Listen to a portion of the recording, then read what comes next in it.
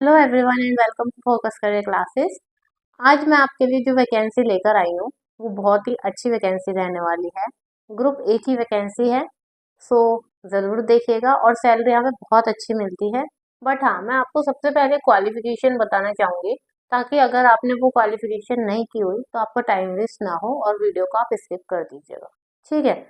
तो यहाँ पे जो क्वालिफिकेशन है ना, बेसिकली वो बीएससी और बीटेक मांगी हुई है। अगर आपने बीएससी या बीटेक की हुई है किसी भी उसमें, तो आप इसके लिए अप्लाई कर सकते हो इजीली। ठीक है। तो टाइम वेस्ट ना करते हुए मैं आपको बताती हूँ क्या है वैकेंसी सब कुछ। एएआई रिक्रूटमेंट 2025, एएआई की साइट से ये रिक्रूटमेंट निकाला हुआ है, एयरपोर्ट अथॉरिटी ऑफ इंडिया। ठीक है। काफी अच्छी वैकेंसी रहती है अपने आप में। प्रोफाइल की अगर मैं बात करूँ तो एयर ट्रैफिक कंट्रोलर का यहाँ पे आपका वर्क रहेगा और जूनियर एग्जीक्यूटिव की पोस्ट के लिए आपको हायर किया जाएगा यहाँ पे। ठीक है। लाइक जैसे रोड पे पुलिस ट्रैफिक को कंट्रोल करती है ना, वैसे ही आपको ऑफिस में बैठ के बेसिकली जो भी एयर ट्रैफिक रहेगा उसको कंट्रोल करना होगा। एप्लीकेशन इसकी ऑलरेडी स्टार्ट हो चुकी है एंड जो लास्ट डेट है वो 24 मई यहाँ पे अप्लाई करने की रहने वाली है। क्वालिफिकेशंस में आपको मैंने ये तो बता दिया कि अगर आपने बीएससी या बीटेक की है तभी आप इस पोस्ट के लिए अप्लाई कर सकते हैं, लेकिन उन्होंने यहाँ पे जो एज मांगी है वो minimum 18 years and maximum 27 years मांगी हुई है।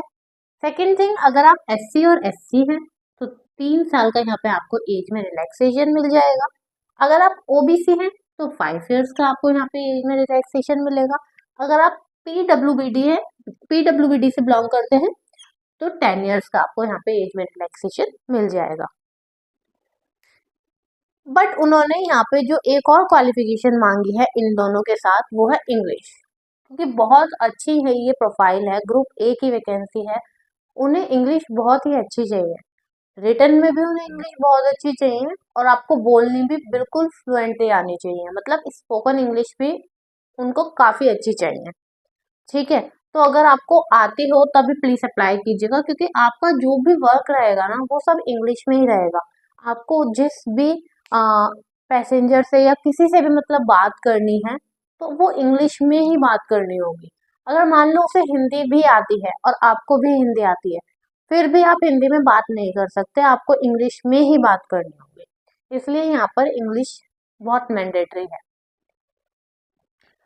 अब मैं बता दूं आपको कि सिलेक्शन कैसे होगा। इतनी अच्छी प्रोफाइल है, ऑब्वियसली एग्जाम रहेगा यहाँ पर। आपका एक ऑनलाइन एग्जाम रहेगा जो 2 घंटे का होगा, जिसमें टोटल जो क्वेश्चन आएंगे वो 120 क्वेश्चन आपके आएंगे। इसके साथ ही यहाँ पर कोई भी नेगेटिव मार्किंग नहीं रहने वाली है। सो ये प्लस पॉइंट हो जाता है कि आप सारे क्वेश्चन अटेम्प्ट कर सकते हो। ऐसा नहीं है कि अगर आपका कोई क्वेश्चन गलत हो जाएगा तो उसके मार्क्स कट जाएंगे। No, nothing all. ठीक है। अब मैं आपको बता दूं सिलेबस क्या रहने वाला है। आपका जो एग्जाम होगा वो 2 पार्ट में एग्जाम होगा, पार्ट ए और पार्ट बी। पार्ट ए में जो नॉर्मल से जो कॉम्पिटिटिव एग्जाम्स में क्वेश्चन पूछे जाते हैं, लाइक मैथ से रिलेटेड, जीएस से रिलेटेड, है ना, ऑब्वियस है इंग्लिश की इतनी रिक्वायरमेंट है तो इंग्लिश और रीजनिंग। ठीक है। ये 4 सब्जेक्ट्स आपके रहने वाले हैं जो आपको क्वेश्चन वो पूछेंगे। इसके बाद जैसे ही आपका पार्ट ए कंप्लीट हो जाता है, अब पार्ट बी पे फॉरवर्ड मूव करेंगे। उसमें आपसे क्वेश्चंस जो पूछे जाएंगे वो फिजिक्स और मैथ के पूछे जाएंगे। और वैसे बीएससी बीटेक का उन्होंने यहाँ पे क्वालिफिकेशन मांगी है, तो ये आप तभी अप्लाई करें, क्योंकि अगर आपने बीएससी बीटेक नहीं की हुई तो फायदा नहीं है, क्योंकि पार्ट बी में वो मैथ और फिजिक्स से रिलेटेड क्वेश्चन आपसे पूछेंगे। ठीक है। तो जैसे ही आपका एग्जाम कंप्लीट होता है, एग्जाम कंप्लीट होने के बाद अगर आप शॉर्टलिस्ट हो जाते हैं, आपका एग्जाम क्लियर हो जाता है, तो आपके डॉक्यूमेंट्स वेरीफाई किए जाते हैं, लाइक आपकी डेट ऑफ बर्थ क्या है, आपका फादर का नेम क्या है एंड आपका 10th 12th और ये बीएससी वगैरह इन सब की जो भी डिग्रीज रहती हैं वो सारी चीजें चेक की जाती है।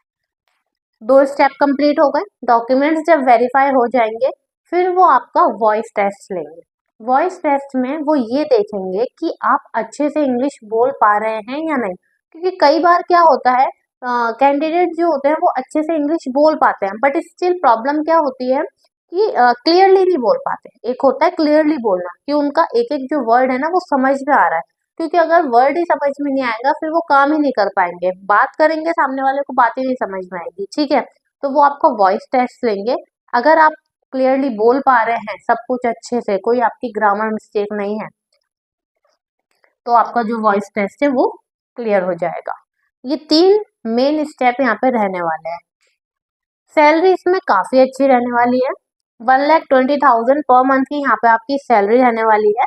80 to 90,000 इन हैंड आपको ये सैलरी मिलेगी।